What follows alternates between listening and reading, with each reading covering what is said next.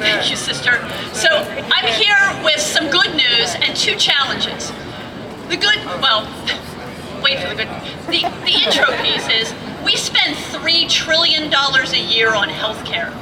And that is by far more than any other country that we would want to be compared to, and we get terrible outcomes. We're in the midst right now of a health reform in this country. Now, what we consider health reform and what's actually going on are two totally different things. It is not at all a single-payer system. At the same time, this is the good news. The good news is that there is a growing awareness that this is not sustainable.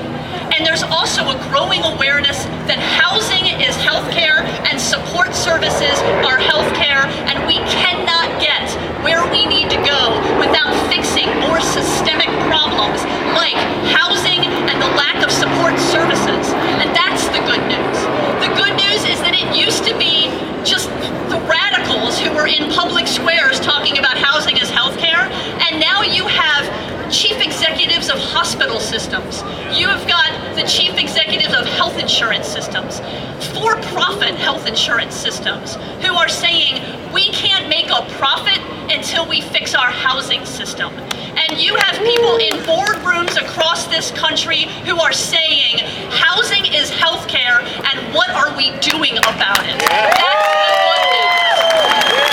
That is a revolution that is unexpected, and it doesn't look like what we thought a revolution would look like, because this is kind of what a revolution looks like, right? Only add thousands more.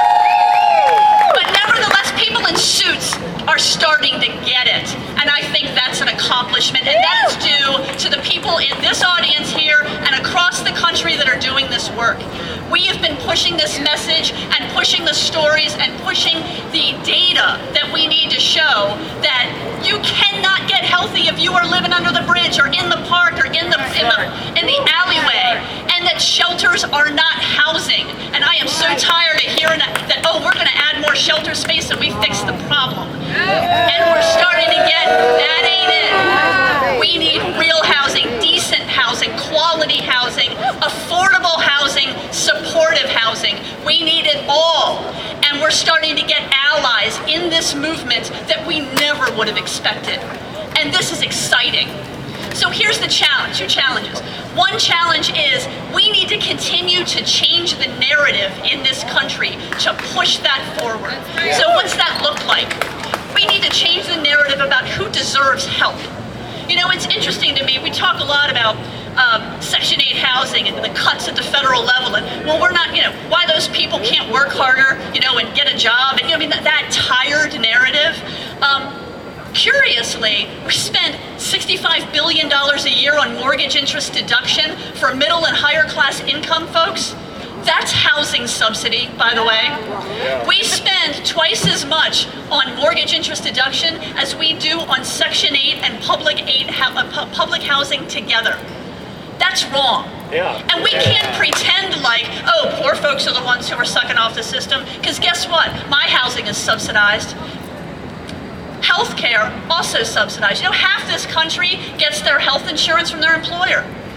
As taxpayers, we spend $250 billion a year for that right to health care, right? That's a tax credit. That is the biggest tax credit that this country has. And yet when we talk about Medicaid, 19 states refuse to offer basic health care to their lowest income people. And that is wrong, and it is nothing, not for any reason except spite and a principle that's based on what? Makes no sense. It makes no sense. These are the kinds of narratives we need to change. Who deserves help in this country, and who's already getting help? The people who make these policies are the ones who are subsidized, and we need to remind them of that. So changing the narrative of who deserves help and who's getting help. Because we deserve housing and we deserve health care. All of us. This is a community issue for all of us. Second challenge. Tell your story. I love this sign here. Where are the homeless at the table? Tell it, sister. This is where we need to be, all of us. The people in the park, the people in the alleyway, the people in our clinics, you're Your stories matter.